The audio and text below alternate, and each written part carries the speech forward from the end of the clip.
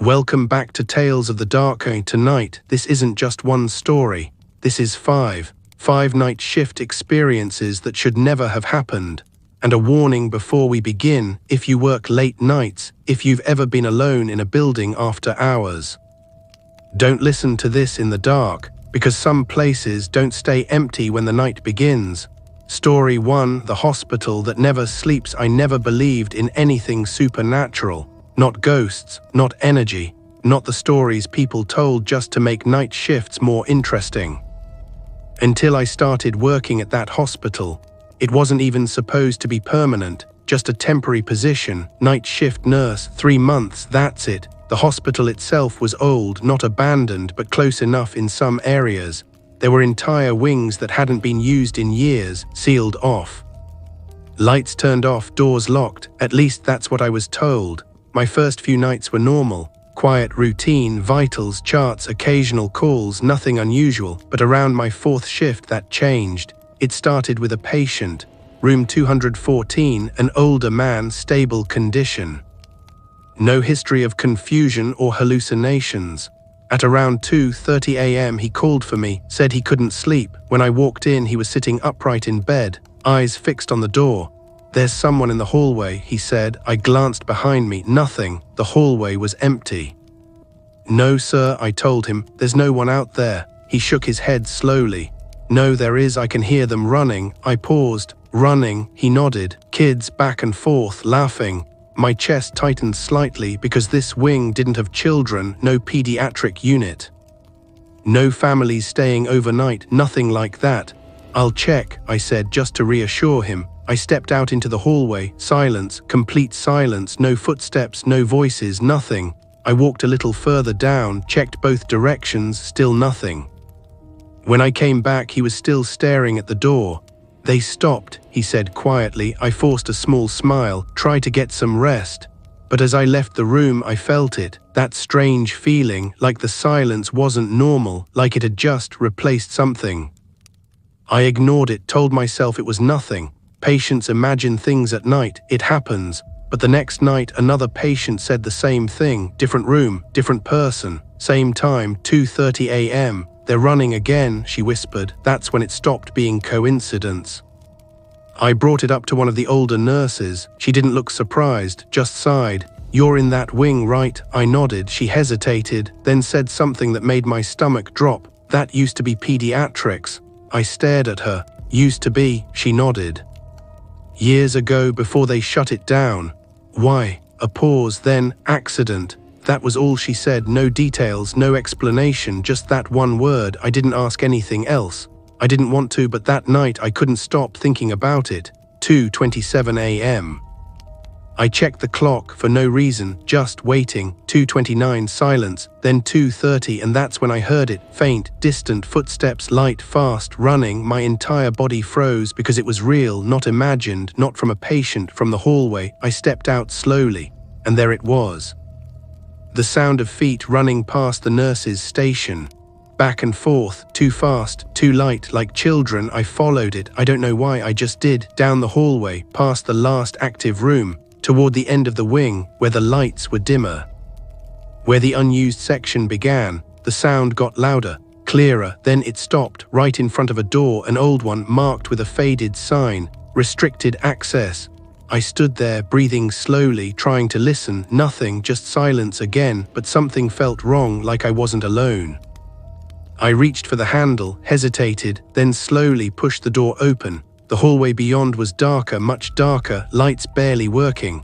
Old equipment pushed against the walls, dust, and that smell, that old, unused air. I stepped inside. The door creaked shut behind me. And that's when I heard it again, not running this time, closer, slower, walking, somewhere deeper in the hallway. I swallowed. "Hello," no answer, but the footsteps stopped, then a voice, soft, childlike. "You're not supposed to be here." My heart dropped. I turned toward the sound.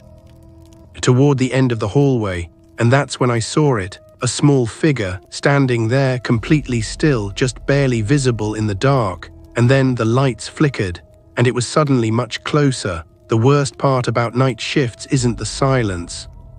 It's the moments when you realize the silence was hiding something. Story 2, the man who was already inside. I didn't go back into that hallway. Not after what I saw. I told myself it was stress, lack of sleep, anything that made sense. But I never picked another night shift in that wing again. I transferred, different job, different building. I thought that would be the end of it. I was wrong, because a few months later I started working at a gas station. Night shift again. I didn't really have a choice. And at first it felt better, safer, no long hallways, no sealed wings, just a small store, bright lights, open space, nothing to hide in, or so I thought. The shift started at 11 p.m, ended at 6 a.m. The busiest hours were before midnight. After that it was dead. Completely empty, no customers, no cars, just me and the hum of the refrigerators. The first few nights were normal, quiet, predictable. I'd clean, restock, check the register, watch the clock, wait for morning. But on my 6th shift something happened. It was exactly 3:12 a.m. I remember the time clearly, because I looked at the clock right before it started. The automatic doors didn't open. No sound, no chime, but when I looked up, someone was standing inside the store near the back aisle. I froze because I hadn't seen anyone enter, and the doors were right in front of me. There was no way someone could have walked in without me noticing. "Hello," I called out. No response. The man didn't move, just stood there, facing away from me, completely still. My chest tightened. "Sir, the store's still open, but you can't just..." He turned his head slightly, not fully, just enough for me to see part of his face. And something about it was wrong, not distorted, not damaged, just off, like I couldn't focus on it properly, like my eyes didn't want to process it. "Do you need something?" I asked. No answer. He turned back and started walking slowly toward the freezer section. I hesitated, then stepped out from behind the counter. "Hey, you need to pay for anything before you..." I stopped, because the moment I moved he disappeared, just gone, not walking away. Not turning a corner, gone. My heart started racing. What the hell? I rushed toward the aisle, checked both sides, nothing, no one. I looked toward the doors, still closed. No one leaving, no sound, no movement. The entire store empty again. I stood there for a moment, trying to make sense of it, but nothing made sense. I walked back to the counter slowly, sat down, tried to calm my breathing. "You're just tired," I whispered, "just tired." But then I remembered something, the cameras. If someone had come in, they'd be on the CCTV. I turned to the monitor behind the counter, scrolled back to 3:12 a.m. The footage loaded. I watched carefully. There I was behind the counter, looking down, then looking up. But the store was empty, no one inside, no one entering, no one moving. My stomach dropped. That's not possible. I replayed it again, same thing, empty. But then I noticed something in the reflection of the freezer glass behind me, a figure standing in the exact spot where I had seen him. But this time he wasn't facing away. He was looking directly at the camera. My chest tightened, because I knew something else, something worse. That camera didn't face the freezer, it faced me, which meant that reflection shouldn't exist. I leaned closer to the screen, trying to see it clearly, but the image distorted slightly, like it didn't want to be focused on, and then it moved. Not in the store, in the reflection. It stepped closer, right behind me. I froze, because in the footage I hadn't reacted. I hadn't turned around. I was still sitting there completely unaware, but the thing behind me was getting closer, closer, until it was right next to me. And then the version of me in the footage smiled. My breath caught. No, because I wasn't smiling, not then, not now, but on the screen I slowly turned my head, not toward the store, toward the reflection, toward it. And the moment our eyes met, the screen went black. The entire system shut off. No warning, no error message, just off. The store lights flickered once, then steadied again. I didn't move, didn't breathe, because I knew I wasn't alone anymore. And then right behind me I heard it, a voice, quiet, close. "You saw it too early." Some jobs are quiet at night, some are isolated, but some were never meant to be staffed after dark. Story 3, the call from nowhere. I quit the gas station 2 days after that. No notice, no explanation, I just left, because whatever I saw on that camera wasn't a mistake, and whatever spoke behind me wasn't human. I told myself I was done with night shifts, completely done, but life doesn't always give you better options. A month later I was working nights again, Different job, different place, a call center, the pay was better. The building was newer, and most importantly, it wasn't supposed to be empty. There were always people on shift, at least that's what I was told. The building sat far outside the city, surrounded by nothing, no shops, no houses, just long stretches of road and silence. When I got there for my first shift, it felt normal. Bright lights, rows of desks, phones, computers, a few other workers scattered around, quiet, focused, nothing unusual. My supervisor gave me a quick rundown. Answer calls, log details, transfer if needed. Simple. The calls were mostly routine, customer complaints. Technical issues, nothing strange, but around 2 a.m. things changed. The calls stopped completely, every line, every phone silent. I looked around, the other workers were still there, but something felt off. Too still, too quiet. I stood up, walked to the nearest desk. Hey, did the system go down? No response. The guy sitting there didn't move, didn't react, just stared at his screen. I stepped closer. Hello, still nothing. That's when I noticed his screen was black, not turned off, just black, no reflection, no light, nothing. I felt that same uneasiness creeping back.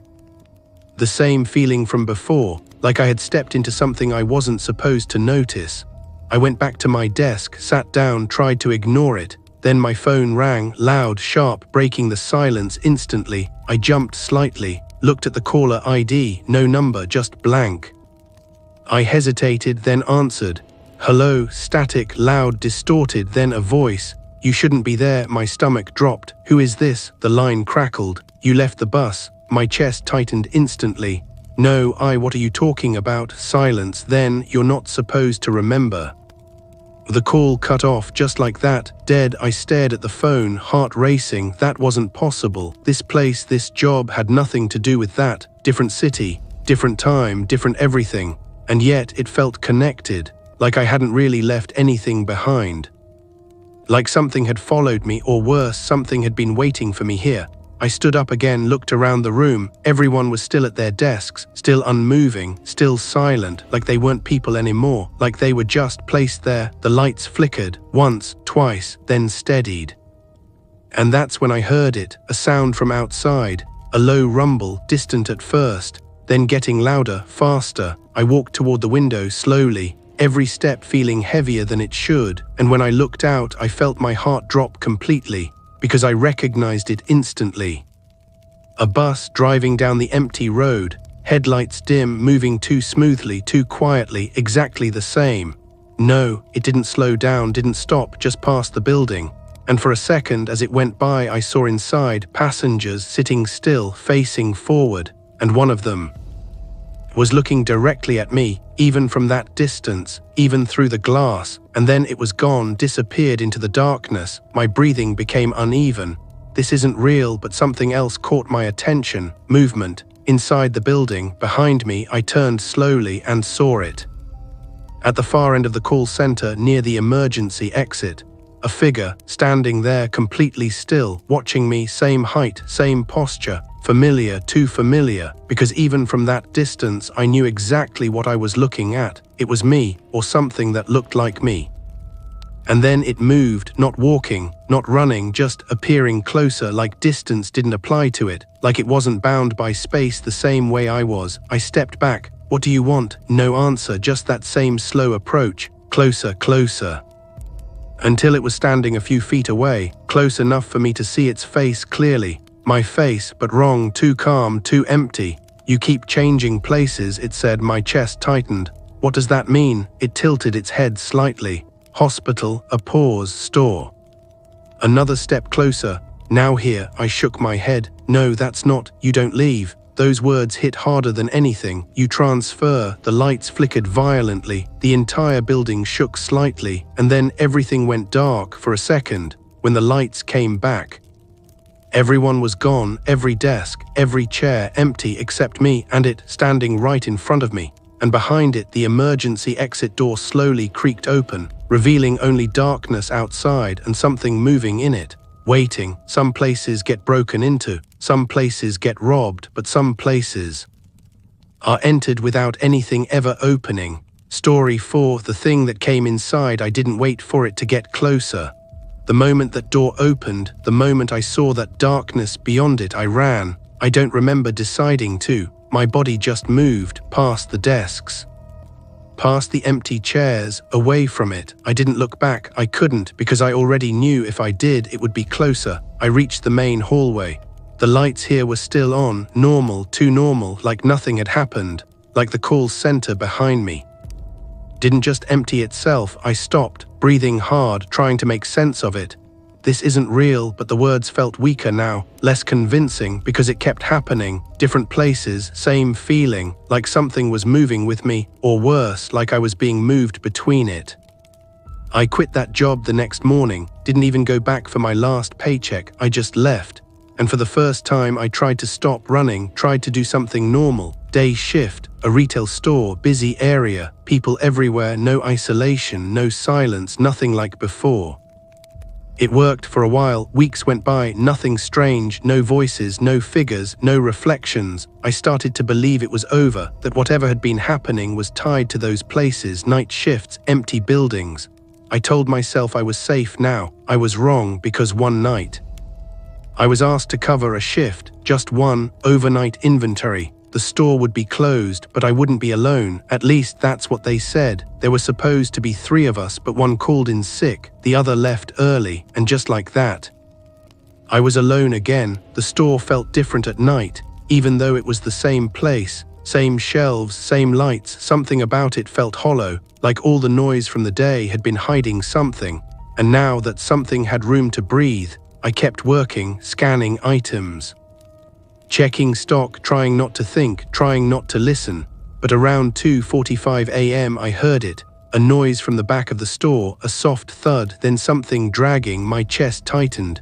Hello, no response. I grabbed a flashlight, even though the lights were on, and started walking toward the sound.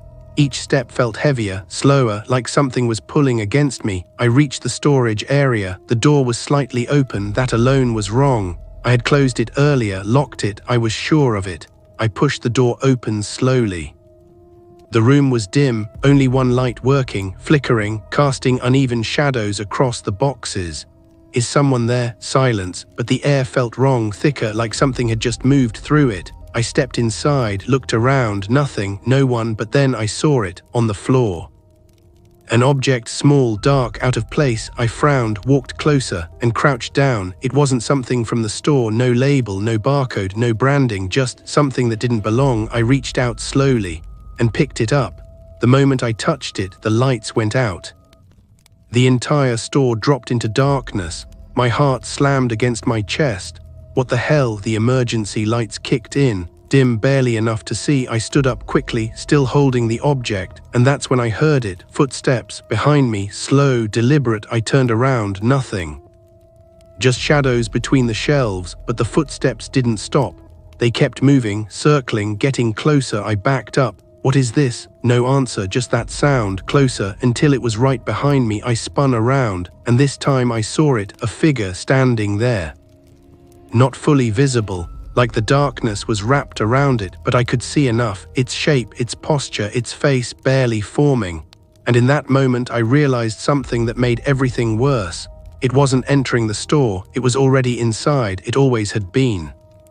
And whatever I picked up had brought it closer. The object in my hand felt warm now, almost alive. I looked down at it and saw something shift across its surface, like it wasn't solid, like it was changing. The figure stepped closer, and for the first time it spoke.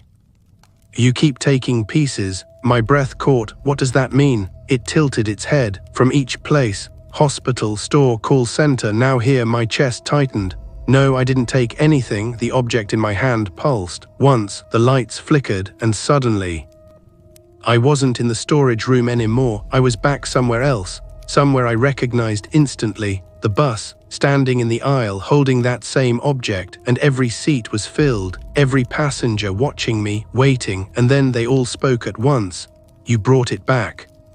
Some jobs feel repetitive, some places feel familiar, but some have been watching you long before you ever arrived. Story 5, the place that watches back. I didn't remember how I got out of the store. 1 second I was there, standing in that aisle, holding something I shouldn't have touched.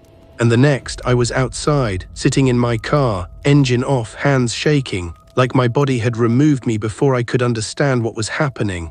I didn't go back, not for my things, not for the job, nothing. I just left it behind, everything, because at that point it didn't matter where I went, it followed, or maybe I was already inside it. Days passed, then weeks. I stayed away from night shifts, stayed around people, kept lights on, avoided silence, anything to feel normal again.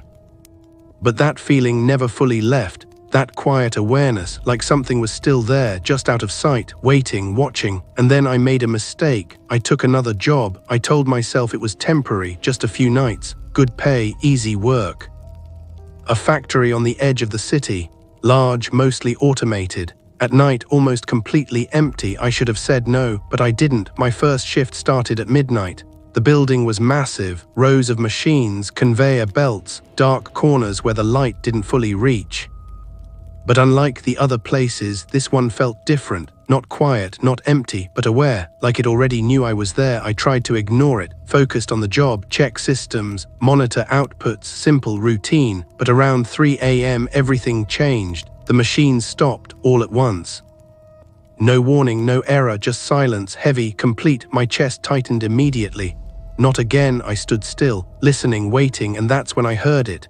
A sound behind me, not footsteps, not movement, breathing, slow, measured, too close. I turned around, nothing, just rows of machines, dark, still. But I felt it, that same presence, stronger now, like it wasn't hiding anymore, like it didn't need to. I started walking, slowly, toward the control room, trying to stay calm, trying to think, but every step felt wrong, like I wasn't walking somewhere new. Like I was following something already decided. I reached the main control panel, screens black, systems offline, but one thing was still on. A small monitor in the corner, flickering. I stepped closer, and what I saw made everything finally connect. It was a live feed, not from the factory. From somewhere else. A hospital hallway, dim lights, old walls, a small figure standing at the end, watching. The screen flickered, changed. A gas station. Empty, except for a man standing behind the counter, smiling, changed again. A call center, rows of empty desks.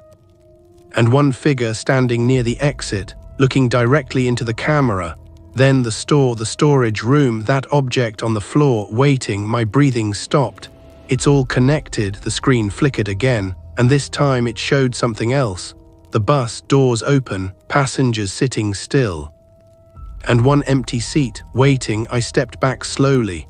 No, I'm not going back there. The lights in the factory flickered violently. Machines started up again, loud, aggressive, like something had been activated. And then I heard it, everywhere, not one voice, all of them, layered, distorted.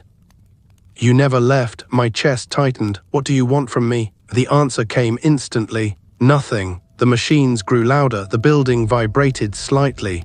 We just needed you to see it. I shook my head. See what? The screen changed one last time and showed me standing there in the factory, looking at the screen, but something was wrong, because in the footage I wasn't alone. Something stood behind me, closer than anything before, and slowly on the screen it leaned toward me and whispered, "You're not the one watching anymore." The monitor went black, the machine stopped, everything fell silent again, and in that silence I understood the final truth. The hospital, the store, the call center, the bus, the factory, they weren't separate places. They were layers, parts of the same system. And every time I moved, every time I changed jobs, every time I thought I escaped, I wasn't leaving. I was going deeper, until I reached this point, the place that doesn't just hold it, the place that watches back. And then I felt something I hadn't felt before. Not fear, not panic, stillness, like something inside me had finally aligned, like I had reached the place I was always meant to be. Behind me, the breathing stopped, not because it left, but because it didn't need to anymore. I didn't turn around because I already knew. If I did, I wouldn't see it, because now I was part of it. And somewhere far away in a quiet building on a late-night shift, someone looks up from their work because they feel something. A presence, watching them, not from the shadows, not from behind, but from everywhere. And they tell themselves it's just their imagination, that they're just tired, that nothing is really there, but they're wrong, because something is watching them. And this time it's me.